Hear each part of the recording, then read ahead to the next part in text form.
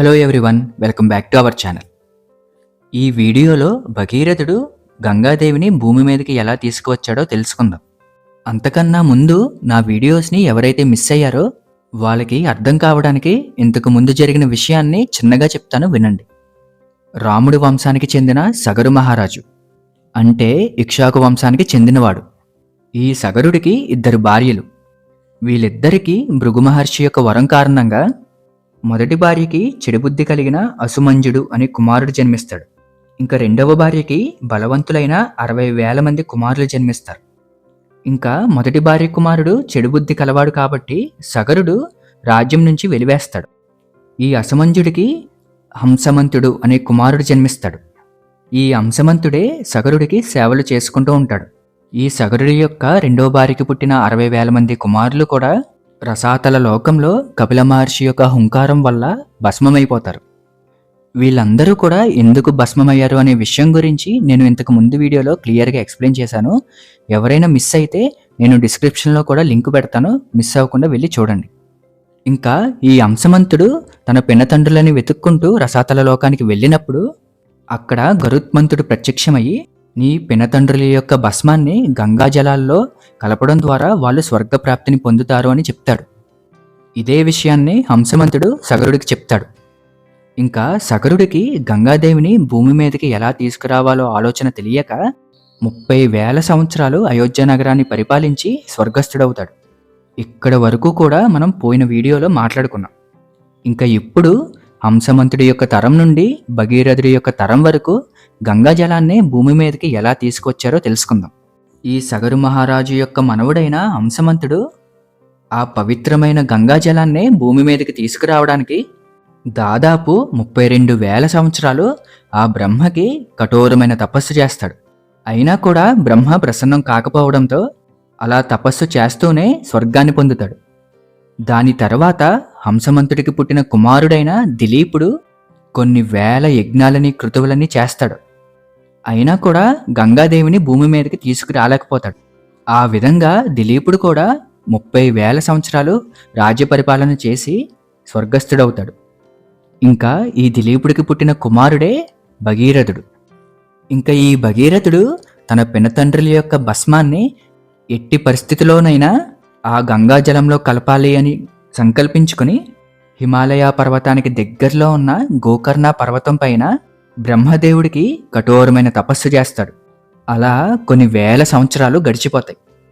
మనకి వాల్మీకి రామాయణంలో ఎక్కడా కూడా బ్రహ్మకి ఎన్ని సంవత్సరాల పాటు భగీరథుడు తపస్సు చేశాడనే విషయాన్ని వివరించలేదు. కేవలం బహుళ సంవత్సరాలు తపస్సు చేశాడని మాత్రమే రచించారు.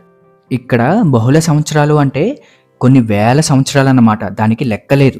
ఇంకా భగీరథుడి యొక్క తపస్సుకి మెచ్చిన బ్రహ్మదేవుడు ప్రత్యక్షమయ్యి ఏం వరం కావాలో కోరుకోమంటాడు.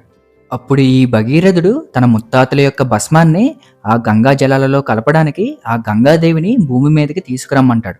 అప్పుడు బ్రహ్మదేవుడు, ఓ తేజోమూర్తి అయిన భగీరథ, ఆ గంగా ప్రవాహం తట్టుకునే శక్తి నాకు లేదు. నాకు కాదు కదా, ఇంకా ఏ దేవతలకి లేదు. కేవలం ఆ పరమశివుడు మాత్రమే ఆ గంగా ప్రవాహాన్ని తట్టుకోగలడు. కాబట్టి పరమశివుడికి తపస్సు చేయని చెప్తాడు. దాదాపు 3 తరాల వాళ్ళు 90,000 సంవత్సరాలు బ్రహ్మదేవుడిని ప్రసన్నం చేసుకోవడానికి ప్రయత్నించి విఫలమయ్యారు. అటువంటిది భగీరథుడు లెక్కలేని కొన్ని వేల సంవత్సరాలు బ్రహ్మదేవుడికి తపస్సు చేసి ప్రసన్నం చేసుకుంటే బ్రహ్మదేవుడు చెప్పిన విషయం ఇది. ఇంకా ఈ భగీరథుడు ఒక్క క్షణం కాలం పాటు కూడా ఆలోచించకుండా పరమశివుడికి ఎంత కఠోరమైన తపస్సు చేస్తాడంటే, ఆ గోకర్ణ పర్వతం పైన చలిలో ఒంటి కాలిపైన నిలబడి, అది కూడా తన కాలి బొటనవేలిపైన నిలబడి పరమశివుడికి కఠోరమైన తపస్సు చేస్తాడు. ఇక్కడ చిన్న వ్యత్యాసం ఉంది. బ్రహ్మదేవుడికి తపస్సు చేసినప్పుడు మాసానికి 1 పూట మాత్రం ఆహారాన్ని సేవించేవాడు. కానీ పరమశివుడికి తపస్సు చేసినప్పుడు తన శరీరంలో కదులు మెదులు లేకుండా కేవలం గాలిని మాత్రమే ఆహారంగా సేవిస్తూ 1 సంవత్సరం కాలం పాటు పరమశివుడికి కఠోరమైన తపస్సు చేశాడు. ఇంకా తన భక్తుడిని బాధ పెట్టలేక పరమశివుడు తన పత్ని అయిన పార్వతీదేవితో కలిసి ప్రత్యక్షమవుతాడు. అందుకే మనం శివుడిని బోలాశంకరుడు అంటాం. ఇంకా వెంటనే ఆ పరమశివుడు ఆ గంగాదేవిని భూమి మీదకి తీసుకురావడానికి అంగీకరిస్తాడు. అప్పుడు ఆ గంగ పరవళ్ళు తొక్కుతూ శరవేగంగా ప్రవహిస్తూ శివుడితో పాటుగా భూమి మీద పడదామని చెప్పి అహంకారంతో ఉంటుంది. ఇంక తన అహంకారాన్ని గమనించిన పరమశివుడు ఆ గంగా జలాన్ని తన జటాజూటాల్లో పట్టుకుంటాడు. ఇంకా ఆ గంగాదేవి ఎంత ప్రయత్నించినా కూడా శివుడి యొక్క జటాజూటాల్లో ఇంచి బయట పడలేకపోతుంది. ఇంకా ఎంత కాలం చూసినా ఆ గంగాదేవి భూమి మీదకి రాకపోవడంతో భగీరథుడు మళ్ళీ పరమశివుడికి తపస్సు చేయడం మొదలు పెడతాడు. అప్పుడు వెంటనే ఆ పరమశివుడు ఆ గంగా జలాన్ని బ్రహ్మదేవుడు సృష్టించిన బిందు సరస్సులో విడిచిపెడతాడు. ఆ విధంగా బిందు సరోవరంలో విడిచిపెట్టిన గంగ 7 పాయలుగా ఏర్పడుతుంది. వాటిలో 3 నదులు హ్లాదిని, పావని, నలిని ఈ 3 కూడా తూర్పు దిశగా ప్రవహిస్తాయి. ఇంకొక 3 పాయలు సుచక్షువు, సీత, సింధువు ఇవి 3 కూడా పశ్చిమ దిశగా ప్రవహిస్తాయి.